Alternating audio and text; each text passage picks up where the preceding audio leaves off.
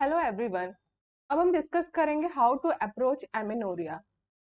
As we know primary amenorrhoea is no periods ever. उस girl को अभी तक कभी पीरियड्स नहीं आए हैं। Ideally 12 to 13 years of age में पीरियड्स आना स्टार्ट हो जाते हैं। अभी तक उसको पीरियड्स नहीं आए हैं। या फिर सेकेंडरी एमिनोरिया, पहले पीरियड्स नॉर्मल आते थे, अब 3 साइकिल्स हो गई हैं या 6 मंथ्स हो गए हैं जब पीरियड नहीं आए हैं। हम एमिनोरिया 13 ईयर्स ऑफ एज में कहेंगे यदि कोई विजिबल सेकेंडरी सेक्सुअल कैरेक्टरिस्टिक्स नहीं है, या फिर हम 15 ईयर्स तक का वेट करेंगे यदि सेकेंडरी सेक्सुअल कैरेक्टरिस्टिक्स हैं। अब कैसे एग्जामिन करेंगे या कैसे इन्वेस्टिगेट करेंगे कि कॉजेस क्या है एमिनोरिया का। तो सबसे पहले कोई भी गर्ल आ रही है या कोई लेडी आ रही है, इर्रिस्पेक्टिव ऑफ प्रीवियस हिस्ट्री कि उसको मेंस्ट्रुएशन हुआ है या नहीं हुआ है, हमको उसमें यूरिन प्रेगनेंसी टेस्ट करना होता है। फर्स्ट जो इन्वेस्टिगेशन हमको करना होता है एमिनोरिया के लिए, that is urine pregnancy test. उसके बाद हम उसका सेकेंडरी सेक्सुअल कैरेक्टरिस्टिक्स को एग्जामिन करते हैं। उसका ब्रेस्ट एग्जामिन करेंगे, वेजाइना एग्जामिन करेंगे, प्रॉपरली फॉर्म है या नहीं है, एनलार्जमेंट है ब्रेस्ट का, सेकेंडरी सेक्सुअल कैरेक्टरिस्टिक्स है या नहीं। फिर हम यूट्रस देखेंगे पर वेजाइनल एग्जामिनेशन में। इसके बाद हम LH, FSH, TSH और प्रोलैक्टिन का लेवल देखते हैं।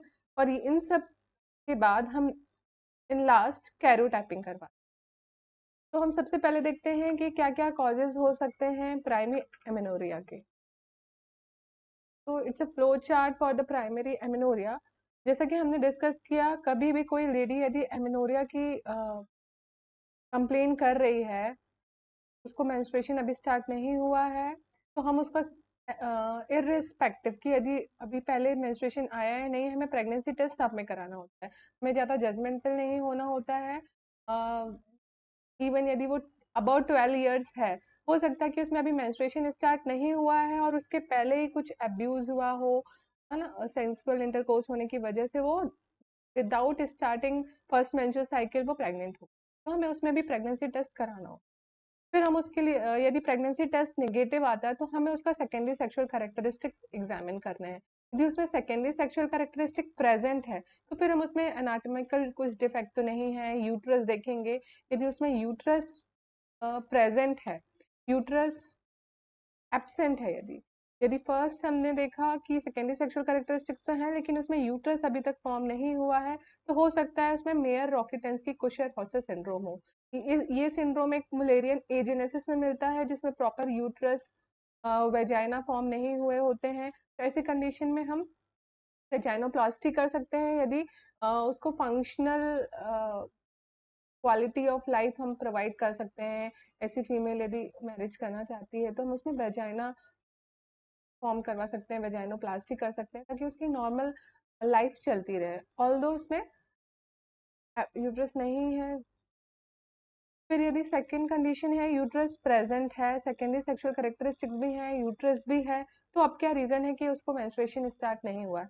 तो हो सकता है कि ऐसी कंडीशन में यूट्रस तो उसका है लेकिन उसमें जो सर्विक्स है, सर्विक्स एट्रेजिया है, सर्विक्स फॉर्म नहीं हुई है। या फिर वेजाइना तो फॉर्म हुआ है लेकिन उसमें एक ट्रांसवर्स वेजाइनल सेप्टम है। या फिर उसकी जो हाइमन है, हाइमन इम्परफोरेट है। आइडियली यहाँ पे परफोरेशन होते हैं अलग अलग शेप के, लेकिन यदि परफोरेट नहीं हुई है हाइमन तो भी उसमें ब्लीडिंग हो रही होती है लेकिन एक्सटर्नल वेजाइनल ब्लीडिंग नहीं। तो कॉजेज हो सकते हैं इम्परफोरेट हाइमन है, ट्रांसवर्स वेजाइनल सेप्टम है, या सर्विक्स फॉर्म नहीं हुई है, सर्वाइकल एट्रीजिया है। तो ये रीजन हो सकते हैं जिसमें कि सेकेंडरी सेक्सुअल कैरेक्टरिस्टिक्स भी हैं, यूट्रस भी है, लेकिन अभी तक पीरियड्स स्टार्ट नहीं हुए। ऐसी कंडीशन में हम सर्जिकली इन कंडीशंस को करेक्ट कर। अब हम देखते हैं कि सेकेंडरी सेक्सुअल कैरेक्टरिस्टिक्स तो प्रेजेंट हैं, प्रेजेंट हैं। एनाटॉमिकली के अलावा हम LH-FSH का लेवल देख सकते हैं। ये दोनों ही कंडीशन नहीं लग रही है तो LH-FSH का हम लेवल देखते हैं। यदि LH-FSH बढ़ा हुआ है, इसका मतलब कि पिट्यूटरी तो नॉर्मल रिस्पॉन्स कर रही है, LH-FSH नॉर्मल है, लेकिन ओवरी रिस्पॉन्ड नहीं कर रही है, तो हो सकता है pure gonadal dysgenesis. Although LHFSH बढ़े हुए हैं, इसको हम कहते हैं हाइपरगोनेडोट्रोपिक हाइपोगोनेडिज्म। गोनेड रिस्पॉन्स नहीं कर रहे हैं, प्योर गोनेडल डिजेनेसिस। हो सकता है कि LHFSH का लेवल कम हो, तो माल नरिश्ड कंडीशन है, यदि नरिशमेंट अच्छा नहीं है, ऐसी गर्ल का नरिशमेंट अच्छा नहीं है, क्रोनिक इलनेस है, या फिर एनोरेक्सिया नर्वोसा है, फूड इंटेक प्रॉपर नहीं है, माल नरिशमेंट होगा, तो प्रॉपर ओवरी को न्यूट्रिशन नहीं मिलेगा, तो पिट्यूटरी को हाइपोथैलेमस पिट्यूटरी को न्यूट्रिशन नहीं मिलेगा, तो LHFSH का लेवल भी कम मिलेगा। तो ये हो गया हाइपोगोनेडोट्रोपिन हाइपोगोनेडिज्म। गोनेडोट्रोपिन मतलब LHFSH, तो हाइपो दोनों ही LHFSH कम है, हाइपोगोनेडोट्रोपिन हाइपोगोनेडिज्म। ये हो गया हाइपरगोनेडोट्रोपिन हाइपोगोनेडिज्म। इसका कॉज है प्योर गोनेडल डिजीनेसिस, और हाइपोगोनेडोट्रोपिन हाइपोगोनेडिज्म का कॉज सकता है माल नरिशमेंट, क्रोनिक इलनेस और एनोरेक्सिया नर्वोसा। अब इसके अलावा हमें दो और हार्मोन लेवल चेक करना होता है, that is thyroid and prolactin. किसी भी कंडीशन में यदि एमिनोरिया है तो थायराइड कॉज हो सकता है हाइपोथायरॉयडिज्म एंड हाइपरप्रोलैक्टिनीमिया। मतलब थायराइड का लेवल कम होने से भी एमिनोरिया होता है, प्रोलैक्टिन का लेवल बढ़ने से। तो hypothyroidism and hyperprolactinemia is a cause of. अब ये कंडीशंस तब थी जब सेकेंडरी सेक्सुअल कैरेक्टरिस्टिक्स प्रेजेंट थे। अब यदि ऐसी गर्ल या लेडी में सेकेंडरी सेक्सुअल कैरेक्टरिस्टिक्स एब्सेंट है, तो सेकेंडरी सेक्सुअल कैरेक्टरिस्टिक्स यदि एब्सेंट है तो हम LHFSH का लेवल अगेन देखेंगे। LHFSH का लेवल बढ़ा हुआ है, सेकेंडरी सेक्सुअल कैरेक्टरिस्टिक्स नहीं है, तो हो सकता है कि प्राइमरी ओवेरियन फेलियर हो, मतलब ओवरी रिस्पॉन्ड कर ही नहीं रही है, स्टार्टिंग से ही ओवेरियन रिजर्व नहीं है, LHFSH बढ़ा हुआ है, हाइपरगोनेडोट्रोपिन हाइपोगोनेडिज्म, प्राइमरी ओवेरियन फेलियर, या फिर गोनेडल डिसजेनेसिस जैसे हमने डिस्कस किया था, जैसे कि टर्नर सिंड्रोम में। या फिर LHFSH बढ़ा हुआ है लेकिन उसके LHFSH के रिसेप्टर में कोई डिफेक्ट है। या फिर गैलेक्टोसीमिया। गैलेक्टोसीमिया क्या होता है कि गैलेक्टोज या गैलेक्टोज के मेटाबॉलिक प्रोडक्ट होते हैं, गैलेक्टोज ट्रांसफरेज एंजाइम में कोई डिफेक्ट है, गैलेक्टोज और उसके मेटाबोलाइट बढ़े हुए हैं ओवरी में, तो ये ओवरी में डिपॉजिट हो जाते हैं, जिसकी वजह से ओवरी हार्मोन नहीं होते हैं, नॉर्मली नहीं होते हैं, और LHFSH बड़ा होने के बाद भी ओवेरियन हार्मोन नहीं है, तो गैलेक्टोसीमिया की कंडीशन में। अब यदि सेकेंडरी सेक्सुअल कैरेक्टरिस्टिक्स नहीं है और LHFSH भी कम है, तो हो सकता है कि फिजियोलॉजिकली डिले हो, अभी तक उसका हाइपोथैलेमिक पिट्यूटरी एक्सिस अच्छे से प्रॉपरली डेवलप नहीं हुआ है, उसकी फिजिकली ग्रोथ तो हो गई है लेकिन उसमें भी सेकेंडरी सेक्सुअल कैरेक्टरिस्टिक्स नहीं आए हैं, दैट इज फिजियोलॉजिकल डिले। इसके अलावा कैलमान सिंड्रोम हमने डिस्कस किया था। कैलमान सिंड्रोम में गोनेडोट्रोपिन रिलीजिंग न्यूरॉन्स में डिफेक्ट होने की वजह से गोनेडोट्रोपिन GnRH रिलीज कम होगा, FSH-LH कम होगा, इसकी वजह से एस्ट्रोजन प्रोजेस्टेरोन कम होंगे। या फिर CNS ट्यूमर है, हाइपोथैलेमस या पिट्यूटरी का कोई ट्यूमर है, हाइपोपिट्यूटरिज्म की कंडीशन है, उसमें भी LHFSH कम होंगे, सेकेंडरी सेक्सुअल नहीं होंगे। तो this is the flow chart for the approach to primary amenorrhoea. अब यदि सेकेंडरी सेक्सुअल कैरेक्टरिस्टिक एसिंक्रोनस है, एसिंक्रोनस मतलब कि वो लुक वाइज देखें तो वो फीमेल है लेकिन उसमें अभी तक मेंस्ट्रुएशन स्टार्ट नहीं हुआ है और हमने कैरियोटाइपिंग कराई, क्योंकि सबसे पहले हमको यूरिन प्रेगनेंसी टेस्ट देखना है, फिर सेकेंडरी सेक्सुअल कैरेक्टरिस्टिक देखना है, फिर हमको हार्मोनल लेवल देखना है, यूट्रस देखना है, उसके बाद हमको PV में यूट्रस देखने के बाद हमको hormonal level LHFSH TSH prolactin ये सब देखना है। एट लास्ट हमको कैरियोटाइपिंग करानी है। यदि कैरियोटाइपिंग में हम देख रहे हैं कि उसमें मेल जैसे कैरेक्टर्स हैं और फीमेल जैसे एक्सटर्नल फीचर्स हैं, तो may be asynchronous secondary sexual characters होगा, उसको हम कहते हैं टेस्टिकुलर फेमिनाइजेशन सिंड्रोम या androgen इंसेस। So this is the flow chart for the primary amenorrhea. How to approach, how to diagnose causes of primary. Next हम discuss करते हैं what are the causes of secondary amenorrhoea. Secondary amenorrhoea जैसा कि हम जानते हैं कि पहले लेडी को स्टार्ट हुए हैं, मेंस्ट्रुएशन स्टार्ट हुआ है, लेकिन अब किसी रीजन की वजह से अब उसको पीरियड्स आना बंद हो रुक गए हैं। तो अगेन हम सबसे फर्स्ट टेस्ट जो डायग्नोसिस के लिए करते हैं that is pregnancy test. Pregnancy test यदि निगेटिव आ रहा है फिर हम हार्मोनल लेवल देखेंगे, TSH एंड प्रोलैक्टिन का लेवल देखेंगे। यदि TSH एंड प्रोलैक्टिन का लेवल भी नॉर्मल है, कोई हाइपोथायराइडिज्म नहीं है, हाइपरप्रोलैक्टिनीमिया नहीं है, दोनों का ही लेवल नॉर्मल है। फिर हम इस लेडी में हम प्रोजेस्टेरॉन चैलेंज टेस्ट करते हैं, मतलब कि हम ये देखेंगे कि ऐसा तो नहीं है कि हार्मोनल लेवल गोनेडोट्रोपिन नॉर्मल है, थायराइड प्रोलैक्टिन नॉर्मल है, लेकिन प्रोजेस्टेरॉन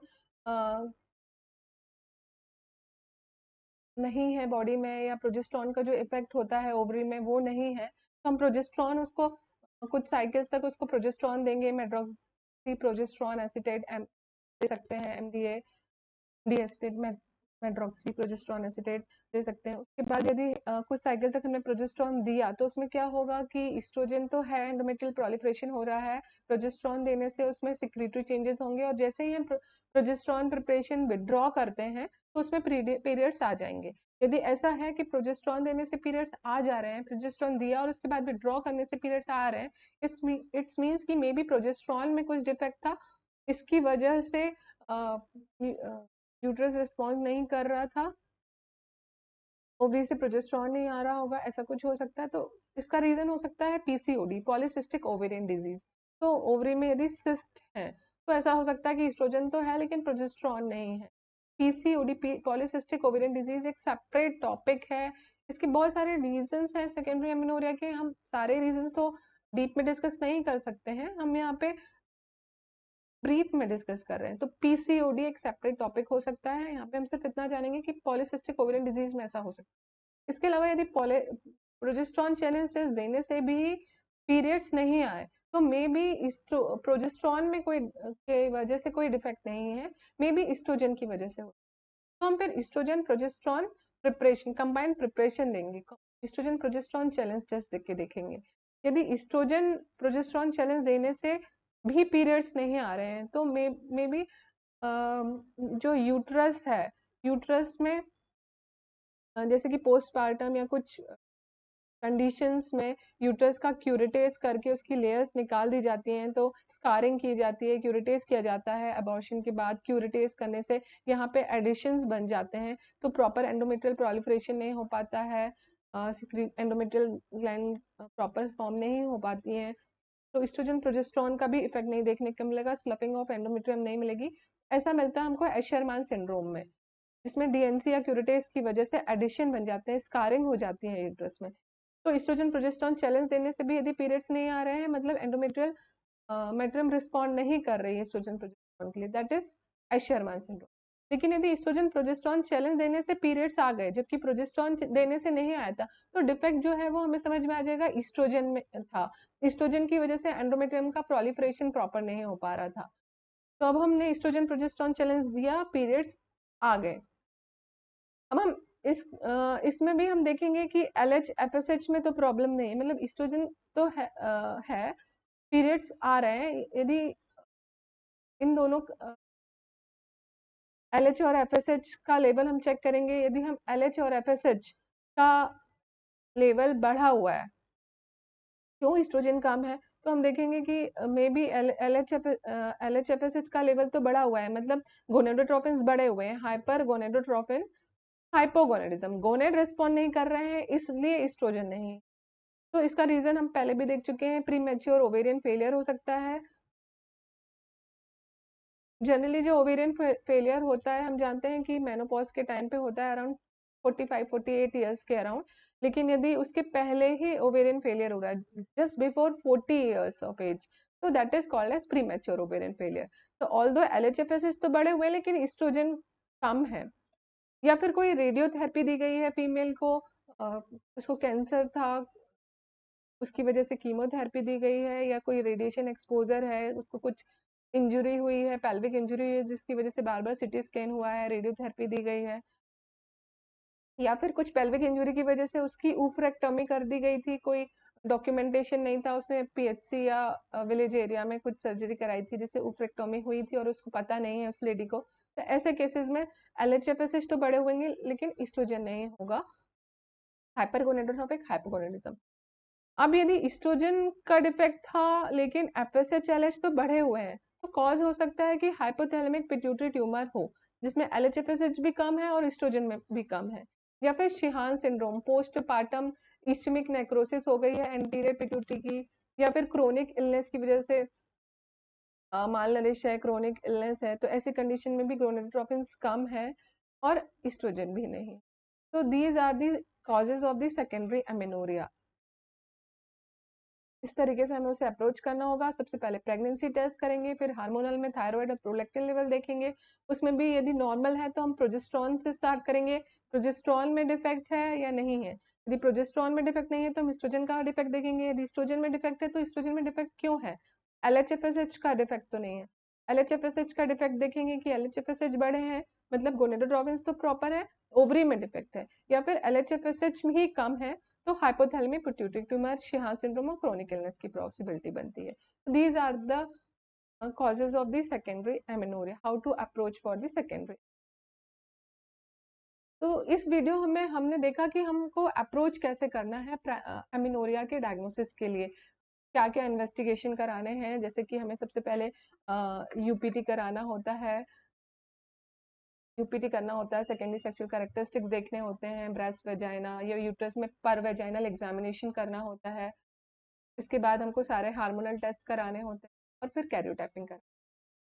तो इस वीडियोस को आपको देखने से पहले आपको फर्स्ट फिजियोलॉजी क्या है एमिनोरिया की ये पता होना चाहिए। तो हमारा previous video is must for going through this video. Okay, thanks.